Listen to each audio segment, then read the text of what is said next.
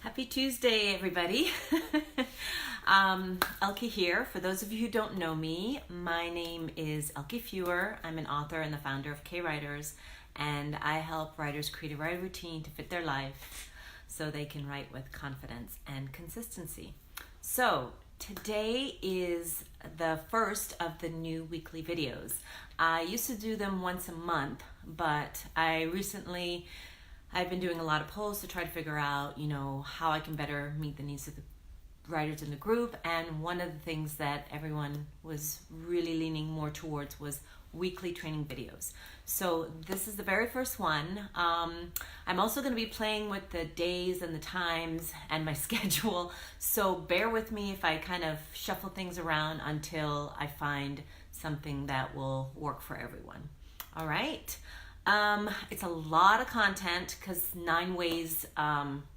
the topic is 9 ways to plot your book, and it's a lot. I was trying to, for those of you who never watched my videos before, I try to keep these particular videos down to 30 minutes, which is a lot, but at the same time, there's so much content that I try to compress it so that you get the meat of the story and the content, and I try to do it in a way that's easy for you to implement what you learn instead of just listening to what I'm saying, if you understand what I mean. Because to me, it's great to have a lot of content, but if you don't put it into action, then it kind of defeats the whole purpose of it. So I try to create my content that way. It was a little bit more difficult with this one, to be honest, just because it's a lot of information. So what I did at the end of the video I'm going to do is challenge you with some action steps that you can take. These videos, you can watch them. They'll be here in the group and you can watch them however you want. I'm still trying to figure out a way to group the videos together by content. But with these particular ones, I've created a hashtag called WT, which is going to stand for weekly training, so that you can find it, or maybe I'll expand that hashtag to make it easier. So you just type in weekly training, so that as I create more videos, regardless of when and where they're at, it'll be easy for you to find them whenever you need to. So let me see here now. Going through. Okay, now some of these I've actually tried myself and that I use different variations of them. But there were a few that I'd never really heard of, so it was really interesting for me to learn them as I was putting together and doing research to create this video for you. So I'm excited. I have a couple of new methods to try, but so let's go ahead and jump into the content, okay? So the first one is the traditional approach. And basically what this one is that you're taking your information and dividing it into chapters, basically. And you can do this in a notebook, or you can do it with files.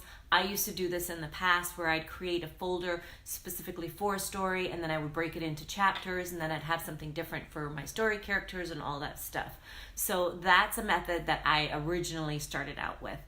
And then once you've decided how you're going to organize your plot, because you can do it on cards, you can do it in folders, however it is, then at that point, then you can write a summary of what's going to happen in each chapter. Okay?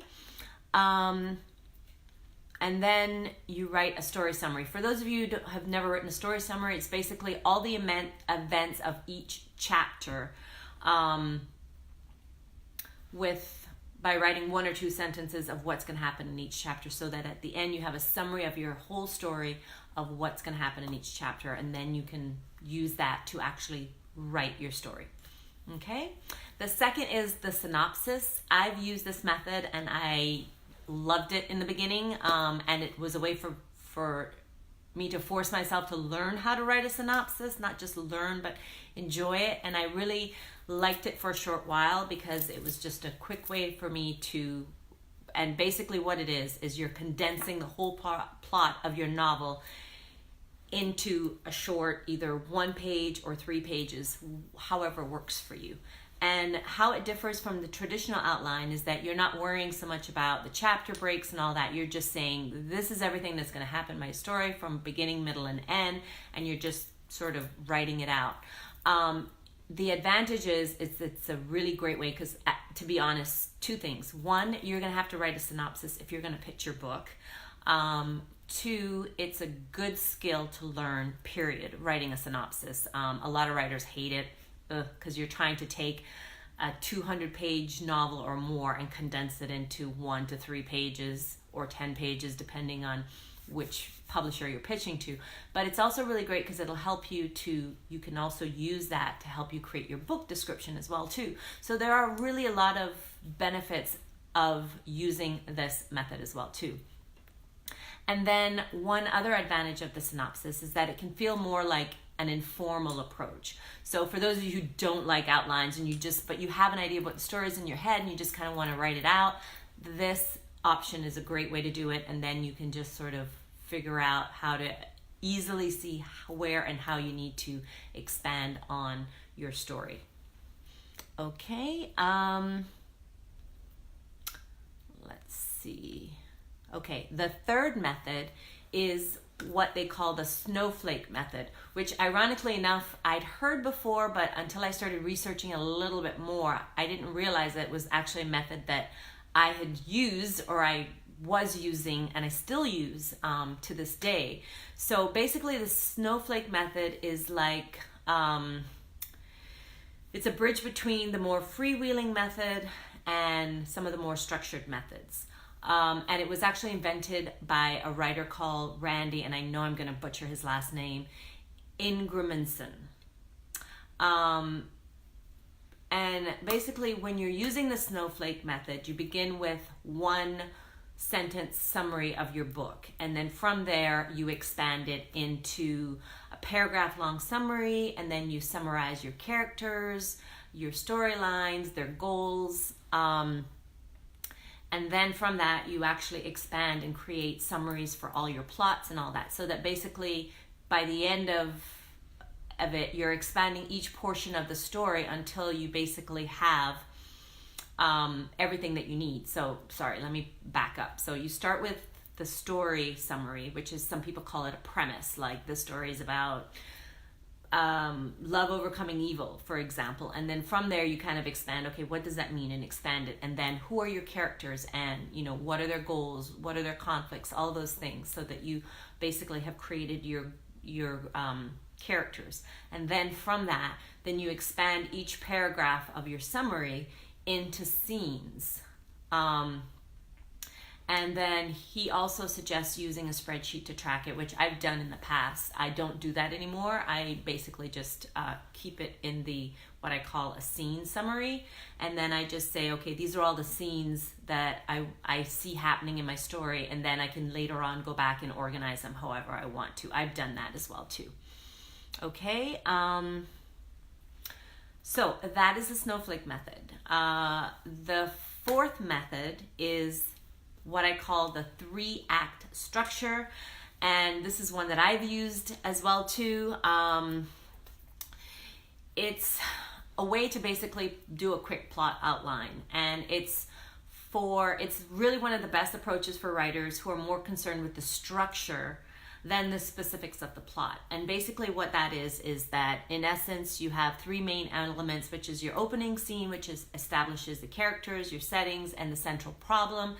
You have your second thing, which is the inciting event, which happens earlier on and sets your character on the path that will lead to the main conflict. And then the third thing, which is the main conflict or turning point, which introduces the end of the second act, and it also is sometimes called the point of no return, which then takes you through to the end. So that's the three act. Sorry, I just had a call come in. 3-act structure. Okay. And then just to add on that, in the second act, the action must rise to a climactic midpoint. And then, you have all the little things inside that, that bring you to the closing. All right. So that is a 3-act arc. And then number 5 is the hero's journey, which a lot of authors like, because a lot of authors start with the character. They prefer this method, which basically it's based on a study by a writer and scholar, Joseph Campbell. And he believed that the hero journeys could be divided into 3 main sections, which is similar to a 3-arc structure, which is the departure or separation, the initiation, and then the return. Now, in the first section, you've got your protagonist. They received... Okay, that sounds great, Anika. The protagonist receives a call to action, but they refuse it. And then they encounter a mentor or spiritual, a supernatural aid, and crosses the threshold into a different world. Now, this is kind of around fantasy, but you can see how it could be applied to basically any kind of fiction. So you've got, something happens in their life and they don't want to deal with it, and they reach a point where they're forced to, whether they want to or not, right? And then in the second act is where the protagonist goes through a series of trials and temptations, that kind of stuff. And then in the second one is basically the journey, the middle of the journey. And in the second act, they must return to their real world, but 9 times out of 10, something's happened where they've changed. Now, I always talk about this when I'm doing my own story, my own, what I call story, character arc, is that has my character changed from where they are now to, from where they started to where they're at now. That's really important, because something has to happen. Otherwise, it's like, well, what's the point of the story, right? The story is that things happened, events happened that changed your character and made them a better person or made their lives better, whatever it is. And this is what really the hero's journey is all about. And like I said, especially if your stories tends to be more strongly on characters, more so than what's happening or the story, the hero's journey is a really great option. Okay, number 6 is the Freytag plot outline model. And another method that I've actually kind of stumbled on by accident and didn't realize it. And it's basically is by a German novelist who developed a 5-part template of a story structure that consisted of exposition, rising action, climax, falling action, and denouncement. Now, it's called the Freytag pyramid, but basically what it is, it's a combination of the hero's journey and it's a combination of basically, and I've used this, it's a 5-arc, and you've got all the things that are going to be taking you from the beginning of the story to the climax and the end. And then within that, you've got the hero's journey. So they're kind of running concurrently going on. And that's one that I've used as basically just a quick, big picture view of your story. I like that, especially if you know it, and you don't have a lot of details about the story or the characters or whatever. It's just a great way to visually look at the big picture and then use that to expand on, to create a more in-depth, for me, the snowflake method, where I expand on my characters, the scenes, all that kind of stuff.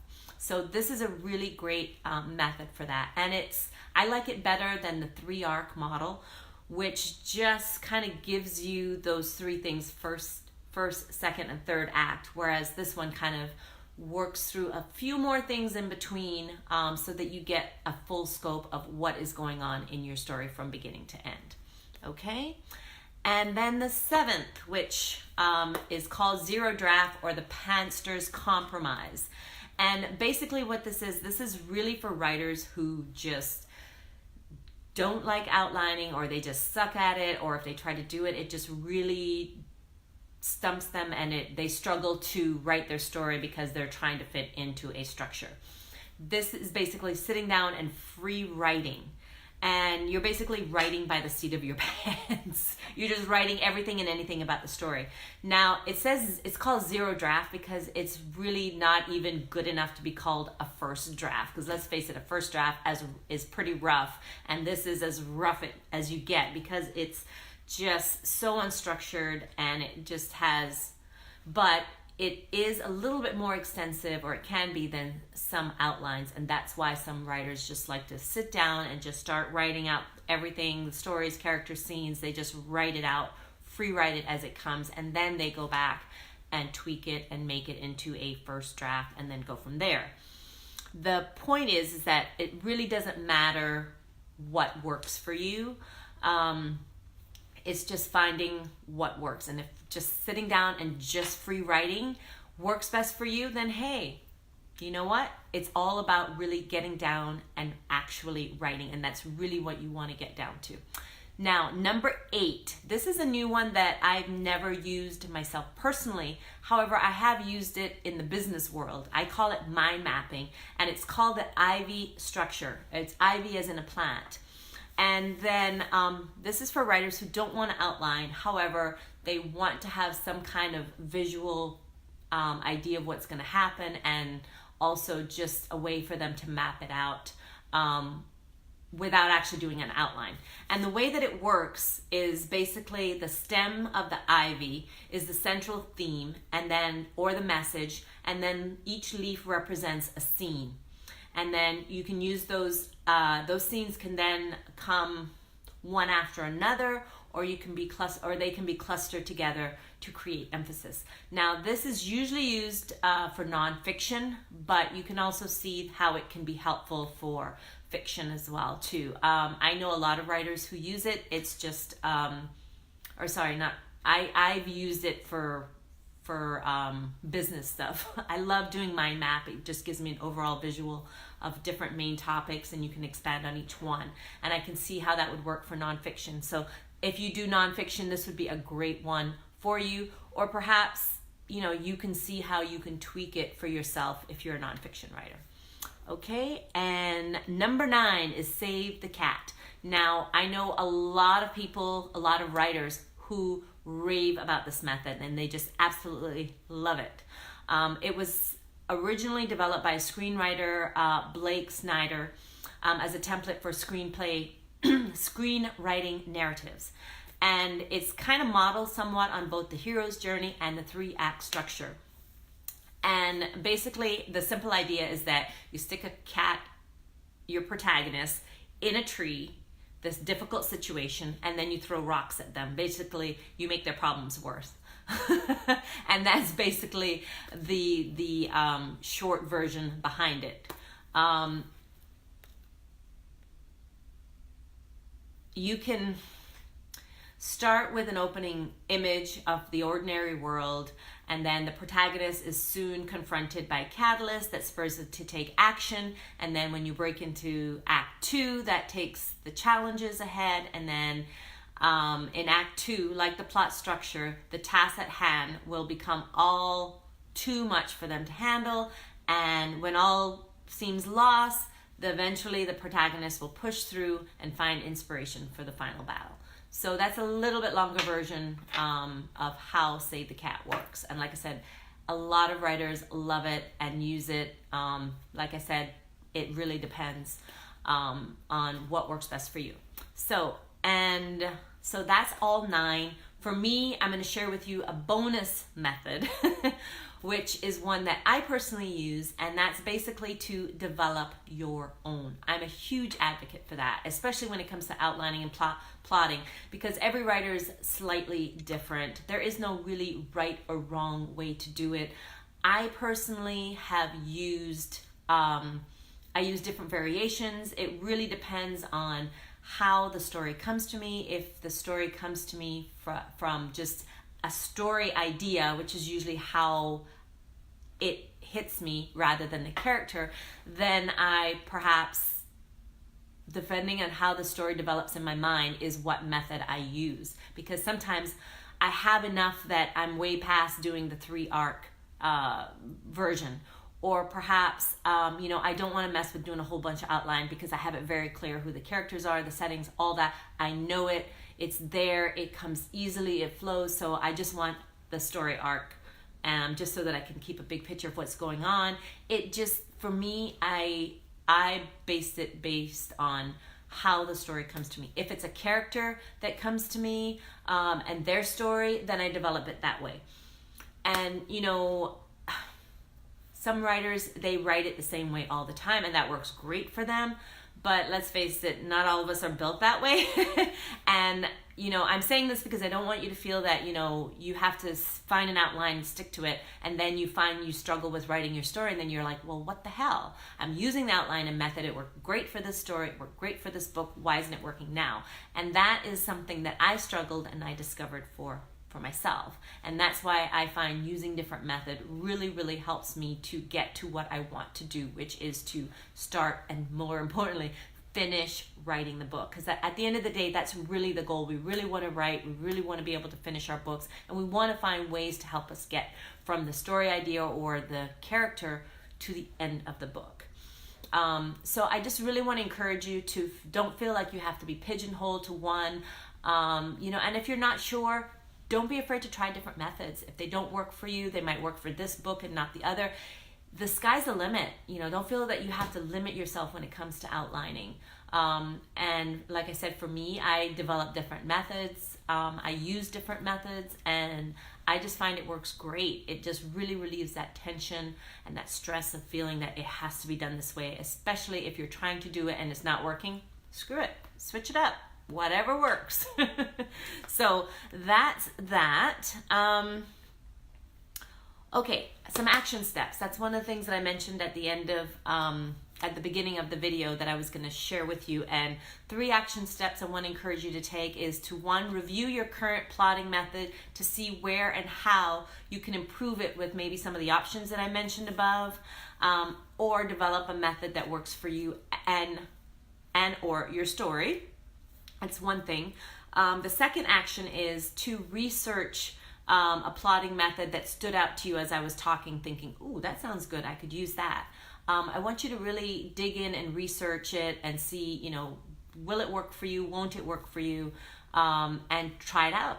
I'd love for you to do that. The third action step that you can take is, if you're in sort of the new idea stage where it's just kind of percolating, but it's not really going anywhere, consider using one of the methods above that really caught your attention to actually plot your story. You know, just as a way, instead of saying, oh, you know, it's too much work, I'm going to do it this way, and then you start writing and then you're stuck and it's 3 months later and you still haven't moved forward. You know, one way that you can avoid doing that is just to, you know, like I said, watch through the video, read the, to hear one that sticks out for you, and then just say, hey, I'm going to give it a try and see if it works for you. And if it doesn't, it doesn't. But, you know, the most important thing about this training or these trainings that I'm going to be doing is that you actually take real action steps and you implement what the content that I'm sharing and learning, so that it actually does move you forward, because, you know, that is really the most important thing. I find as writers, and trust me, I'm guilty of this as well too, and we go through stages of it where, you know, we're taking in all this information, but we're not actually, you know, learning anything. Or let me rephrase that. We're learning, but we're not implementing what we learn. And while it's important to learn stuff, it's more important that we're using that information to help us move forward with our writing life and finish writing our books. Especially if that's a goal and a dream, because there's nothing worse than when, you know, you have this dream of writing and 1 year passes by, and then the next year, and you're consuming all this information, but you're not actually using it to propel you and your writing life forward. And that's really what I want these training videos to be about, and what K-Writers is about. So, lecture over. All right. If you have any questions, please feel free to post them in the comments. I will come back and check them at a later date. You know, so if you want to question that maybe you don't feel comfortable asking or posting here, feel free to reach out to me privately. I'm always willing to help out however I can with whatever questions that you have. So this is the first of the weekly training videos, and as I mentioned, I'm going to be creating a hashtag for these to make them easier to find until I can figure out how to group all of the videos together. I've been trying to get Facebook to fix that for me so that I can do that, because you can do it on the Facebook page, but for some reason inside the group it won't allow you to do that unless those videos are external and you load them up into the group. So thank you guys so much for joining me, and I've kept it down to 30 minutes. So hopefully you're able to watch it and get what you need out of, get the content that you need to move you forward with your writing life. Okay, have a fantastic rest of the week, and I will see you in the group. Bye.